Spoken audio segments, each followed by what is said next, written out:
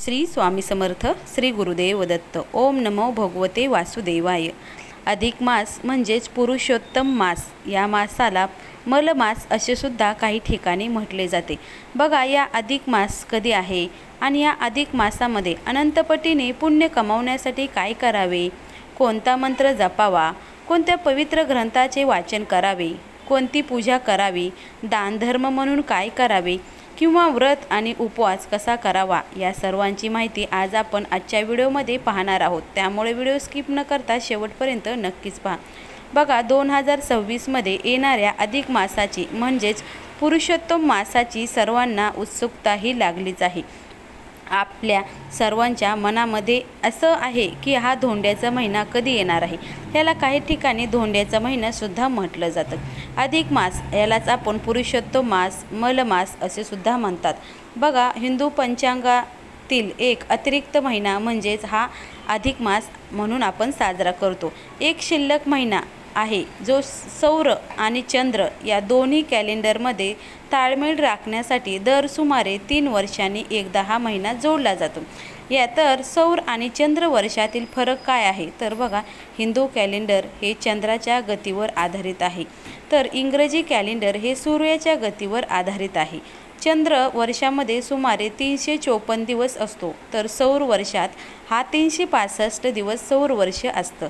तर दरवर्षीच्या सुमारे 11 दिवसाचा फरक हा असतो, म्हणजे चंद्र वर्षात हा 11 दिवसाचा फरक असतो. तर हा फरक भरून काढण्यासाठी दर 32 महिन्यांनी आणि 15 दिवसांनी काय होतं, साधारणतः दर 3 वर्षांनी म्हणजेच हा एक अतिरिक्त महिना हा जोडला जातो. म्हणूनच दर 3 वर्षांनी हा पुरुषोत्तम मास हा येत असतो. दर वर्षाचे 11 दिवस म्हणजेच हा आपला पुरुषोत्तम मास आहे, हे लक्षात ठेवा.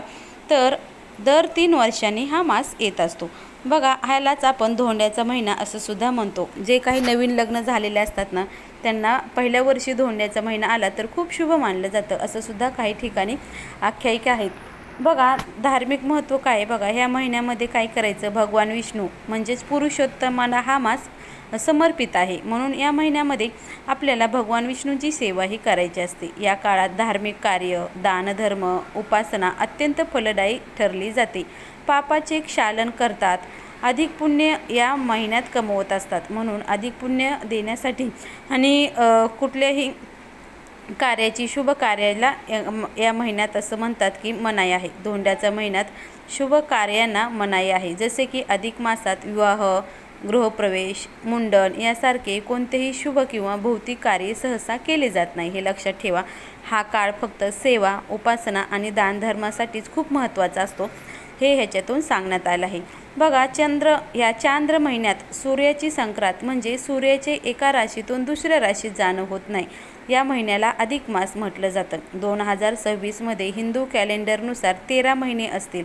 अधिक मास हा ज्येष्ठ महिन्यात येईल, त्यामुळे त्या चंद्र महिन्यात सूर्याची संक्रांत म्हणजे सूर्याचं एका राशीतून दुसऱ्या राशीत जाणं होत नाही, त्या महिन्याला अधिक मास येतो, हे आपण सांगितलंय.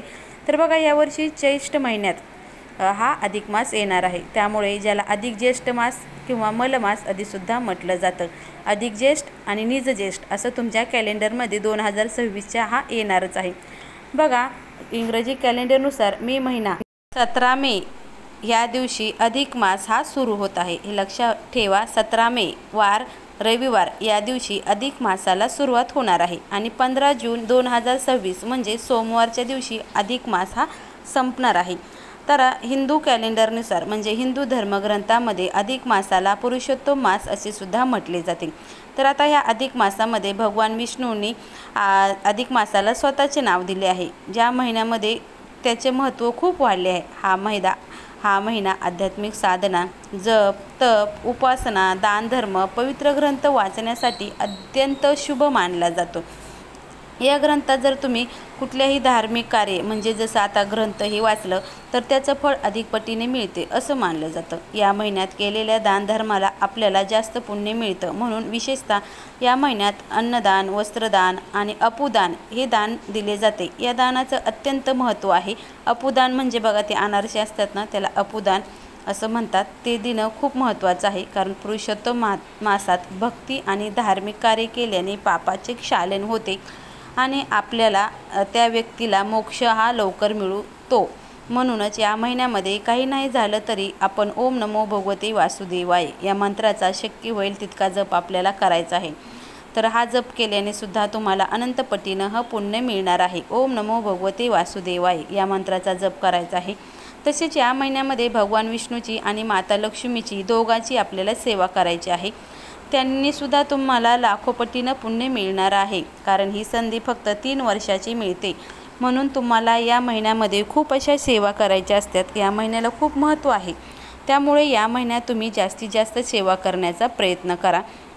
ओम नमो भगवते वासुदेवाय या मंत्राचा जप करा. माता लक्ष्मी आणि भगवान विष्णूंचं जे काही भागवत ग्रंथसुद्धा या महिन्यात वाचायला सांगितला जातो, तो सुद्धा तुम्ही वाचण्याचा प्रयत्न करा आणि जितकी जमेल तितकी सेवा करा. अन्नदान, वस्त्रदान आणि अपुदान हे 3 दान महत्त्वाचे. हे 3 दान तुम्हीसुद्धा नक्कीच करू शकता. तसेच तुम्ही या महिन्यात जावयालासुद्धा आपल्या घरी बोलावण्याची प्रथा आहे, ते सुद्धा तुम्ही एक मोठं दान आहे, ते सुद्धा तुम्ही करू शकता. त्यालासुद्धा खूप महत्त्व आहे. अशा प्रकारे मलमास साजरा करा. श्री स्वामी समर्थ.